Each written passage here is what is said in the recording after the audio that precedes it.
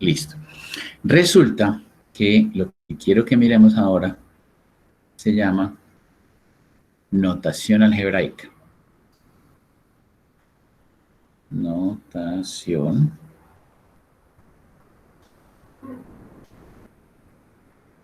algebraica. La notación algebraica nos va a servir para modelar problemas más grandes de forma compacta. Entonces voy a poner eso por aquí. Me sirve para modelación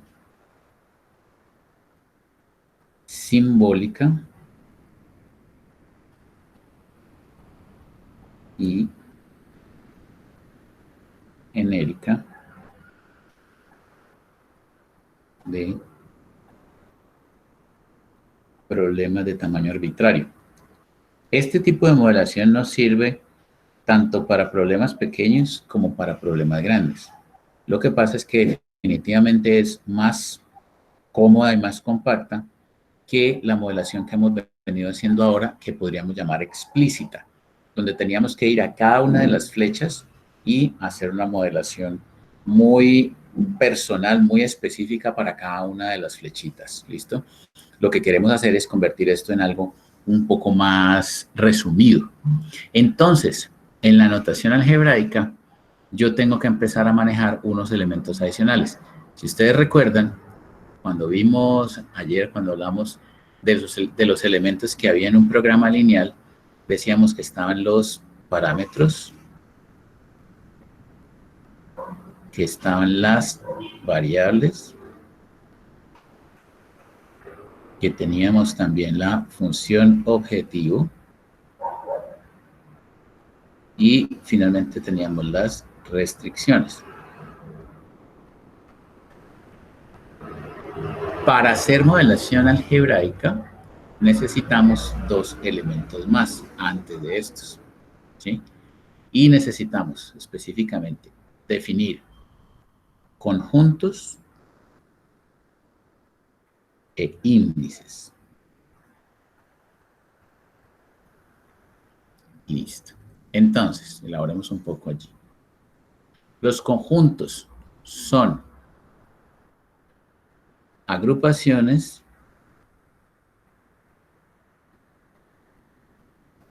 de elementos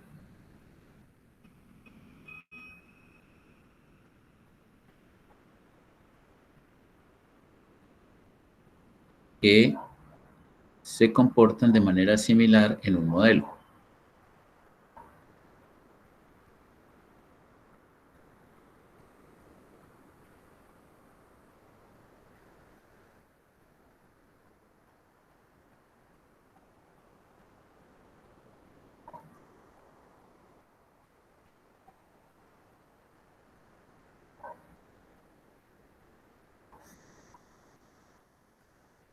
Índices.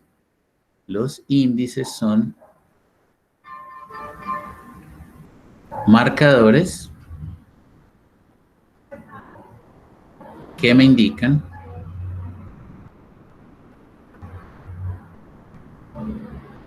a qué elemento de un conjunto me estoy refiriendo.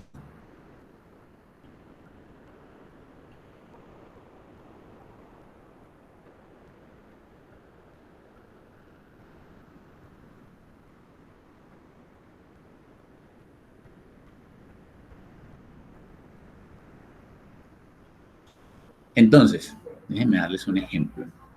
Imaginemos que hay un conjunto que se llama el conjunto de amigos.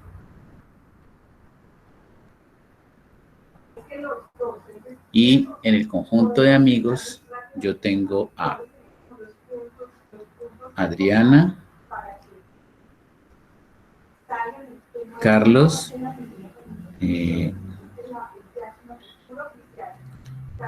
Beatriz y David. Son 4 personas. Me imagino que ustedes recuerdan este tipo de diagramas del colegio, cuando hacíamos álgebra de conjuntos y estudiamos conjuntos en la clase de matemáticas. Listo. Entonces, mi conjunto se llama amigos. Y Vamos a suponer que yo voy a decir que tengo un índice. Voy a ponerlo por aquí. Tengo un índice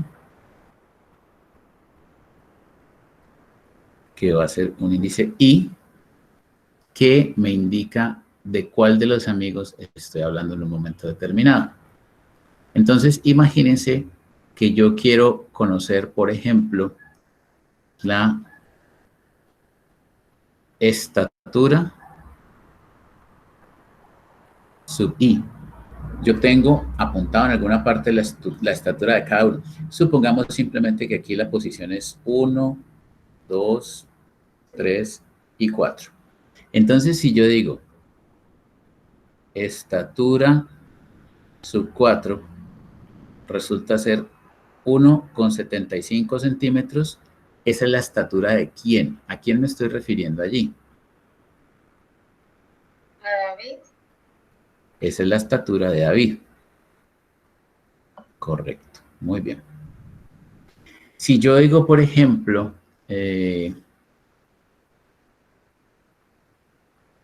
peso sub 3, y yo digo que esto es 60 kilogramos, ¿de quién estoy hablando allí? ¿Del peso de quién?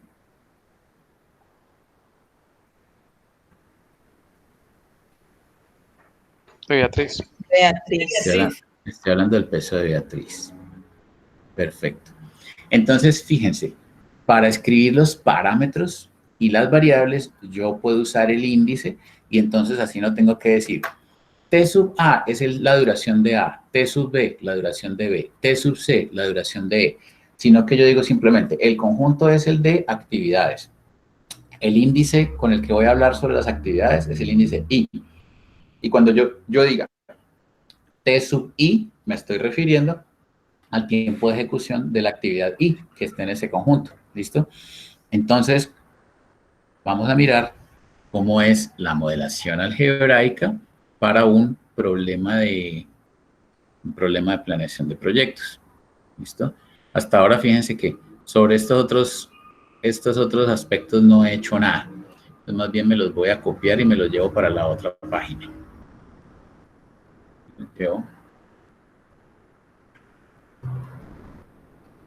Los traigo para acá y los pongo por aquí. Entonces, vamos a escribir que esto es la modelación algebraica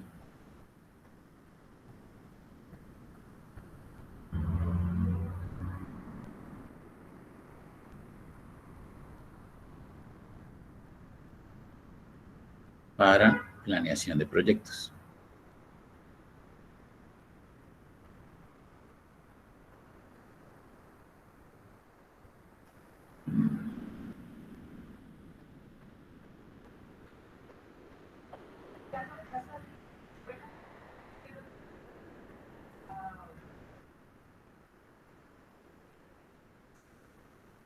Listo. Entonces, como les escribí allá arriba, lo primero que yo voy a definir son los conjuntos. Y ahí ya adelantamos una pista. En el caso de los proyectos, típicamente un conjunto es el de actividades.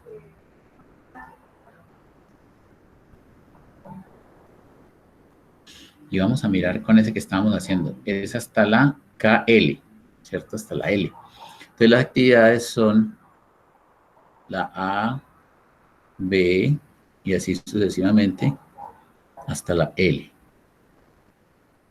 Y yo en este conjunto voy a usar el índice I. Listo. Ahora, veamos cuáles son los parámetros.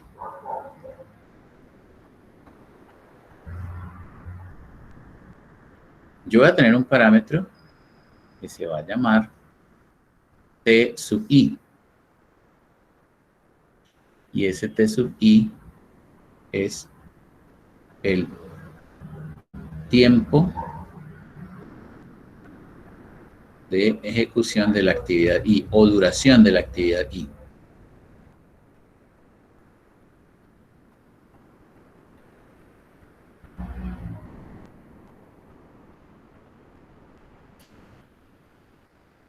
Bueno. ¿Y qué otro parámetro tengo? Esto lo dije hace un rato cuando Héctor me preguntó algo de qué íbamos a hacer cuando tuviéramos modelos más grandes.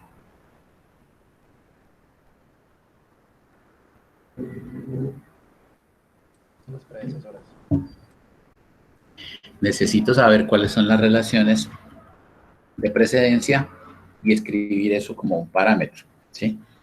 Entonces, ojo con lo que voy a hacer aquí. Voy a decir que además del índice I, voy a usar el índice J, ¿ya? Entonces, yo voy a usar esos dos índices en dos papeles diferentes, en dos roles diferentes. Vengan y verán, les pongo aquí el parámetro al que me refiero y entonces ahora lo estudiamos.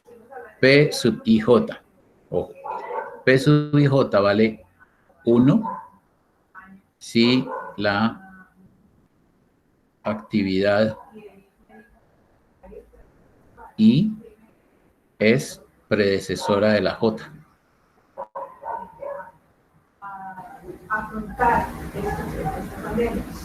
Y vale 0 si no. Entonces, ¿qué va a pasar? Miren, que ese P sub IJ, esa P sub IJ es una tabla, ¿sí? Es una tabla cuadrada. Vengan, yo se las pinto. Esto es P sub IJ. I va hacia abajo y J va hacia la derecha. ¿Sí? Entonces, como decimos que las actividades van de la A hasta la L, es que quiero que me quepan aquí. A ver. Entonces, esto será A, B, C, D, E, F, G, H, I, J, K, L. Y aquí vamos a tener las mismas actividades. A, B, C, D, E, F, G, H, I, J, K, L. Copiemos la red y la hacemos más pequeñita. Entonces vamos a copiar la red.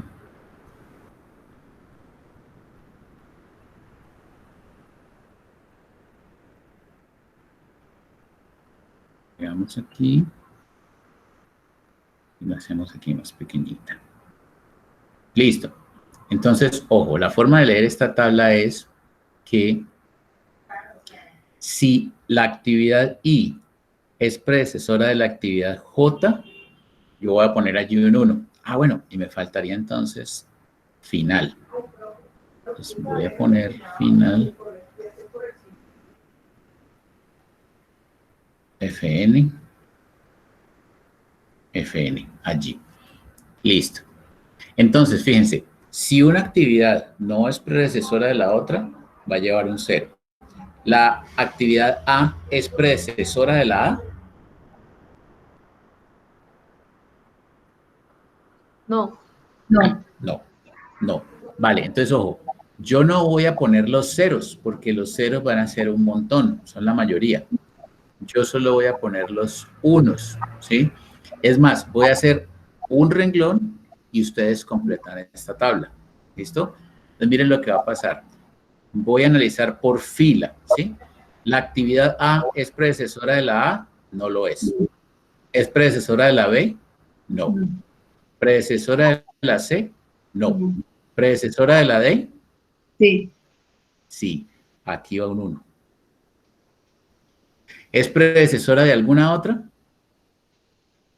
No. No. No. ¿La B es predecesora de quiénes? Ya vamos solo a las que son las sucesoras de la B. ¿La B es predecesora de quiénes? De la F y la G. F y G. La F y la G. Bueno, paro ahí, 5 minutos, llenen la tabla, muchachos. Háganle.